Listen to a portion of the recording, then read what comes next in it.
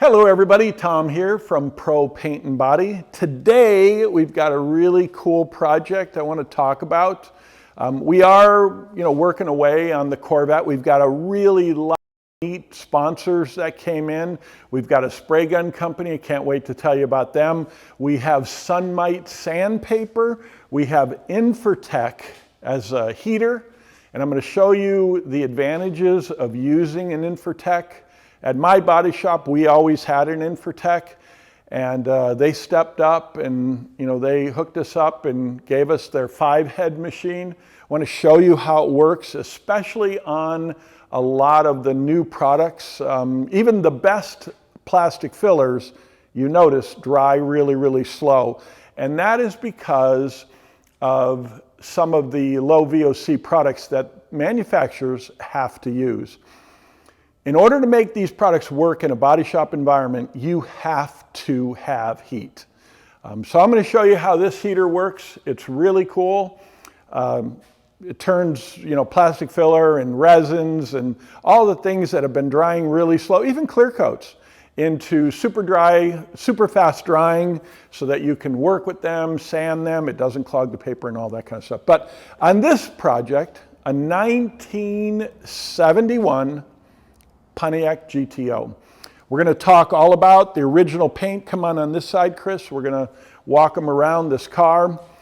This is original lacquer, and we are going to talk, when do you talk a customer into a full-blown restoration? Here in California, customers have quite a bit of money, especially they have one car, they have 10 cars, they have 20 cars, they have collections of cars. So this customer came in. He knows me, I know him. He says, "What do you want to do, Tom?" I said, "Well, I really don't want another restoration right now. I've got one big project going on. What do you want to do with the car?" And he said, "I want to drive the car." He has a lot of other cars. I call them trailer queens. These are cars he cannot drive, or you're petrified to take them out because some little kid will scratch it or do something. You don't want to put it in that environment where you're going out to have fun at Cars and Coffee for 3 or 4 hours and have to worry so much that you don't want to leave the side of the car. So this car he purchased, it's really nice, original lacquer. It has a slight patina to the paint. So he knows it, but this side of the car shows very well. When we get around to this side of the car, and notice the wing here, we did a lot of fiberglass work on that wing. These wings are prone to cracking, so we used the Infratech heater, fiberglass repaired, and then we put down some SMC filler on top of that to finalize that. But come on this side, Chris, and we'll walk down this side of the car. This quarter panel had a brass repair across here. That was a fine repair in 1970, way before the introduction of MIG welders to the body shop industry, because I know, I was in it, and I was brass welding and gas welding quarter panels on a car in 1970. I probably started in 1974 doing that kind of work.